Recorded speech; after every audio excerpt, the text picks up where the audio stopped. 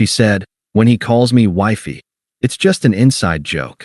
I packed my things without arguing. She brought him to the apartment 2 days later to clear the air. Everything was gone. My note said, "The joke's over. So are we."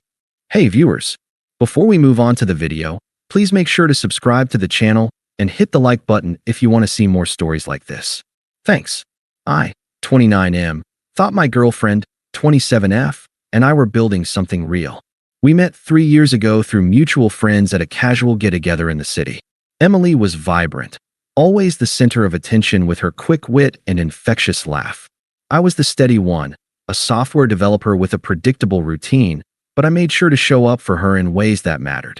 I relocated to this city for her job opportunity in marketing, handled most of the bills when she was between gigs, and even covered her student loans a couple times without making a fuss. Looking back, I sacrificed a lot. Weekends helping her network, late nights listening to her vent about work drama. I thought that's what partnership was.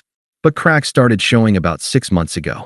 Emily began spending more time with her work friend Jake. He'd text her at odd hours, and I'd catch glimpses of messages where he'd call her wifey. The first time I saw it, my stomach dropped. I asked her about it casually one evening while we were cooking dinner. "Hey, who's this Jake guy calling you wifey in his texts? Kinda weird, right?" She rolled her eyes, not even looking up from chopping vegetables. "Oh, come on, Alex. It's just an inside joke. We've been collaborating on this big project, and he started calling me that because I organized everything like a boss wife would. You're being paranoid. Lighten up." I wanted to believe her. I mean, why rock the boat over something she dismissed so easily? But it kept happening. She'd laugh at his messages during our movie nights, typing back furiously while I sat there feeling like an afterthought. Then came the social media posts, subtle at first. A photo of them at a team happy hour, captioned, "Work wifey duties with my favorite collaborator." Face with tears of joy hashtag inside jokes. Comments from her friends egging it on. "You two are couple goals." She'd like those, never correcting them. I felt like a backup plan, sidelined in my own relationship. Flashback to last year. She lost her job unexpectedly, spiraling into anxiety. I was there every step, updating her resume, practicing interviews with her, even dipping into my savings to keep the rent paid. "You're my rock, Alex," she'd say, curling up against me. Now, she compared me to Jake constantly, in little digs that stung. "Jake's so spontaneous. He surprised the team with tickets to a concert last week. We could use more of that energy."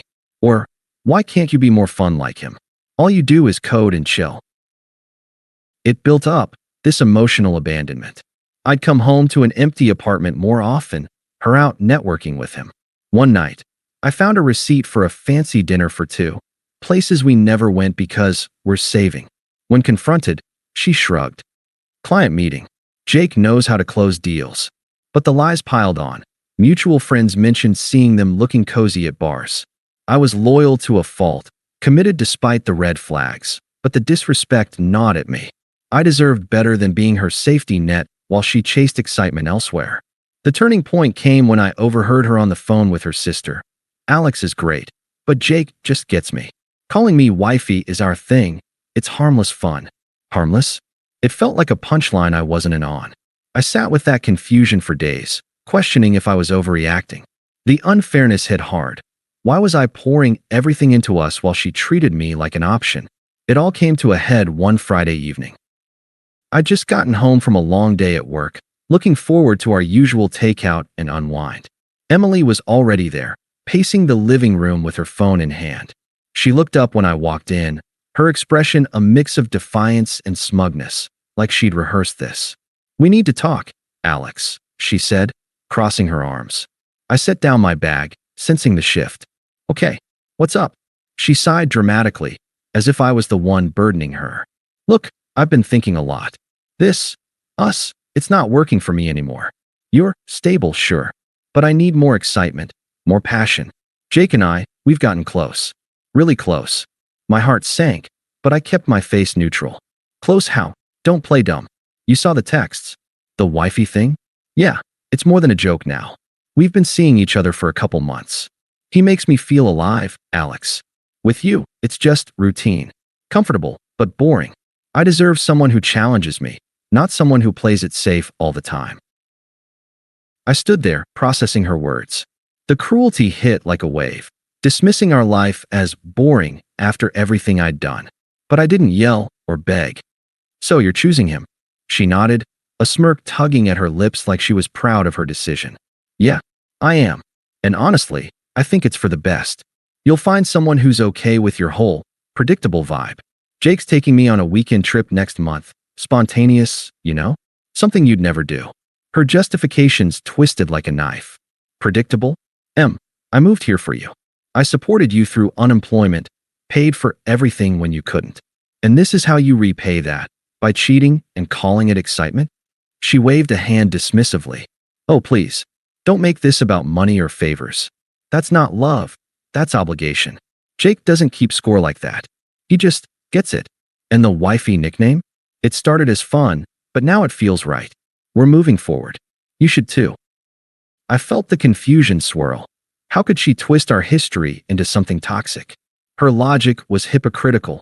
I'd been the one adapting, while she manipulated the narrative to paint me as the problem. So what now? You want me out? Actually, I was thinking you could stay on the couch for a bit until you find a place. Jake's coming over in a couple days to help sort things out. Clear the air, you know? Make it less awkward. Smug didn't even cover it. She was planning to parade him in our home. Clear the air? With the guy you cheated with. She laughed, a short, condescending bark. See? This is why. You're so uptight. It's not cheating if the spark was already gone. Grow up, Alex. Life's too short for mediocrity. I didn't argue further. The unfairness burned, but I nodded calmly. Fine, if that's how you feel. She seemed surprised by my lack of outburst, but shrugged it off. Good. I'm crashing at a friend's tonight. We'll talk more later. As she grabbed her coat and left, I sat on the couch, the silence deafening. The confusion hit hard. Replaying her words, the twisted excuses. How had I become the villain in her story? I let the pain sit there that night, staring at the ceiling, feeling discarded like yesterday's news. But something shifted. I didn't want to fight for someone who saw me as a stepping stone. By morning, resolve set in. I wouldn't beg or confront. I'd just detach. That weekend, while Emily was out, probably with him, I made my move. No dramatic scene, no emotional outburst. I methodically packed my things, clothes, books, the tech gear I'd bought, even the coffee maker that was technically mine. The apartment felt like a shell already, stripped of the life we'd built. I handled the logistics quietly, canceled the joint streaming accounts, transferred utilities to her name, and arranged for a storage unit in a nearby suburb. By Sunday afternoon, everything I owned was gone. The place looked barren, empty closets, half the furniture missing, the stuff I'd paid for. Even the framed photos I'd hung were down. I left a simple note on the kitchen counter. The joke's over. So are we. No bitterness in the words, just finality. I didn't sign it. She knew my handwriting. I drove to a cheap motel on the outskirts of the city, checked in under my name, and crashed hard. The next day, I called work and requested a transfer to our branch in another state. Something I'd been eligible for, but held off on for her. They approved it quickly. Turns out, they valued my predictable reliability. I spent the following days tying up loose ends, updating my address, blocking her on social media without fanfare. I didn't disappear entirely. Mutual friends could reach me if needed, but I detached from her world. Internally, it wasn't easy. The silence in those first weeks was heavy. I'd wake up replaying her smug justifications, feeling the sting of being undervalued. But I sat with it, no lashing out. Instead, I hit the gym, reconnected with old hobbies like hiking, and focused on my career. Small wins built up. A promotion came through with the transfer, boosting my salary. I rented a small place in the new city, nothing fancy, but mine. For the first time in years, I felt unburdened, like I was rebuilding from a clean slate. I heard through the grapevine that she brought Jake back to the apartment that Monday, expecting to clear the air, with me still there. Apparently, they walked in to find it half empty, my note staring back. No confrontation, just absence. That was my response. Quiet dignity in the face of her cruelty. A few months passed in my new city, and I threw myself into the fresh start. The promotion meant longer hours but better pay, and I used the extra time to explore, hiking trails on weekends, joining a local coding meetup. It was liberating, not having to worry about someone else's drama. I didn't stalk her online. I'd blocked everything. But word trickled in through mutual friends who reached out occasionally, checking on me. At first, it was casual updates. Hey man, just FYI, Emily's with that Jake guy now. I kept responses neutral. Thanks for letting me know, and steered conversations elsewhere. Then the cracks in her fairy tale started showing. Apparently, Jake wasn't the spontaneous dream she painted. He was a freelancer with inconsistent gigs, more talk than action. From what I heard, he moved into the apartment quick, our old place, and started leaning on her financially. Excitement turned into arguments over bills she couldn't cover alone now that I'd pulled my support. One friend mentioned she'd posted a cryptic status about rough patches, but deleted it fast. Karma ramped up around the 4-month mark. Jake's instability came out full force. Turns out, he was a serial cheater, had a string of exes who'd warned her, but she ignored them, too blinded by the passion. He drained what savings she had on his business ideas that went nowhere, then got verbally abusive during fights, calling her names that echoed her own dismissals of me. The clincher, he cheated on her with a coworker, got caught, and bailed. Left her with the lease, unpaid utilities, and a bruised ego. She tried to spin it on social media as taking time for myself, but mutual friends saw through it. A couple even unfollowed her after hearing the full story, how she'd badmouthed me to justify the affair. Her unraveling was textbook. Distracted at work from the drama, she got let go from her marketing job. Performance issues, they said. Broke and isolated. Her reputation took a hit. People who'd cheered her upgrade now whispered about the hypocrisy. Friends who'd laughed at her inside jokes with Jake distanced themselves, realizing she'd burned bridges.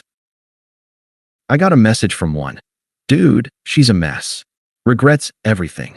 I didn't gloat, just replied, appreciate the heads up. The irony wasn't lost on me. She discarded me like a bad joke, only to become the punchline in her own story. Jake used her and vanished, mirroring how she'd treated me. It felt earned, not vengeful. I let it sit, focusing on my own growth. I'd lost weight, gained confidence, even started dating casually. Her downfall was background noise, a reminder of what I'd escaped. The attempt started small, about a week after Jake ghosted her. My phone buzzed with a text from an unknown number. Hers, I figured, since I'd blocked the old one. Alex, it's M. Can we talk? I miss you. I stared at it, feeling nothing but mild annoyance. No response from me. Then came the calls, voicemails at first, her voice shaky but still laced with that familiar manipulation. Hey, it's me. Look, things with Jake. It was a huge mistake. He wasn't who I thought. You're the stable one, the real deal. I see that now. Call me back. Hypocritical as hell. She'd mocked my stability, now craved it. I deleted it without a second thought. The texts escalated. Please, Alex. I need to explain. It was just a phase, excitement I thought I wanted. But you're my future. Let's meet. Still, silence from my end. She must have gotten my new number from a mutual friend, someone who later apologized for caving. About 2 weeks in, she showed up at my old workplace, not knowing I'd transferred. A colleague texted me, your ex is here looking for you. Seems desperate. I imagined her pacing the lobby, but I was states away, untouchable. Her solo attempts ramped up. One evening, my doorbell rang. She tracked my new address somehow, probably through shared contacts. I opened it cautiously, and there she was, eyes red-rimmed, makeup smudged. Alex, thank God. Can I come in? We need to talk. I stayed in the doorway, expression flat. What do you want, Emily? She launched in, words tumbling out. I screwed up so bad. Jake was awful. He cheated, took my money, yelled at me constantly. I'm broke, jobless, and alone. But you were always there. I realize now how good we had it. Please, give us another chance. I'll change, I swear. No more jokes, no more chasing thrills. Her pleas dripped with desperation, but the hypocrisy shone through, framing her karma as a reason for me to rescue her. You need someone stable now that your excitement blew up? She flinched, but doubled down. Yes, exactly. You're reliable, Alex. I was stupid to throw that away. Let's start over. Move back, or I can come here. We can make it work. I shook my head calmly. No. That lit the fuse. Her face twisted. No? After everything? You just left without a fight. Packed up like a coward. How dare you ghost me when I need you most? Like you ghosted our relationship for Jake? I said evenly, no heat. She sputtered. That's different. It was a mistake. You're being petty, punishing me for one slip-up. I closed the door midway. Goodbye, Emily. Locked it, blocked the number she'd used. But she wasn't done. Enter the toxic reinforcements, her family and friends. First, a call from her sister, Mia, always rude, the enabler who'd laughed at her wifey posts. Alex, this is Mia. You need to talk to Emily. She's falling apart because of you. Man up and forgive her. Family sticks together, even if she's not perfect. I kept it brief. We're not family. Don't call again. Blocked. Then her parents. A joint email, judgmental as ever. Son, we've always liked you. Emily's going through a tough time. She told us everything. How you abandoned her without warning. Come back and sort this out like adults. She deserves a second chance. Abandoned her? The twist was laughable. I didn't reply. Emily's anger peaked in a barrage of messages from burner numbers. You're heartless. I bet you're enjoying this.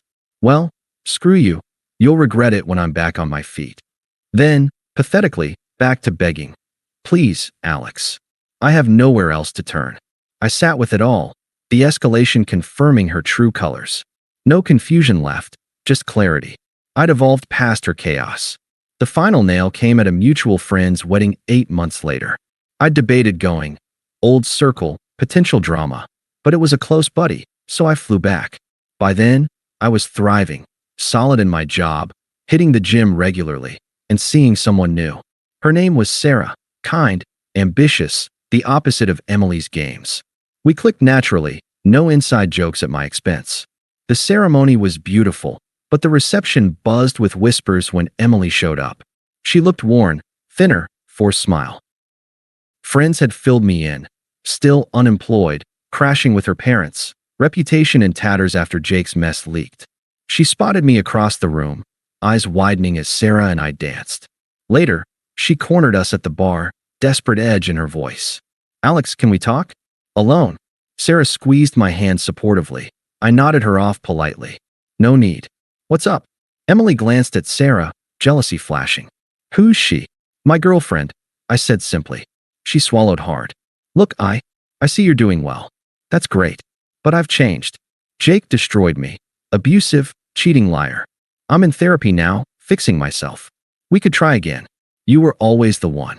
Her words echoed her old hypocrisy, using her downfall to manipulate, like I owed her redemption. I met her gaze steadily, indifferent. Emily, that's your path. Mine's here now. I've built a life without the drama, the disrespect. You're irrelevant to it. She teared up, anger bubbling.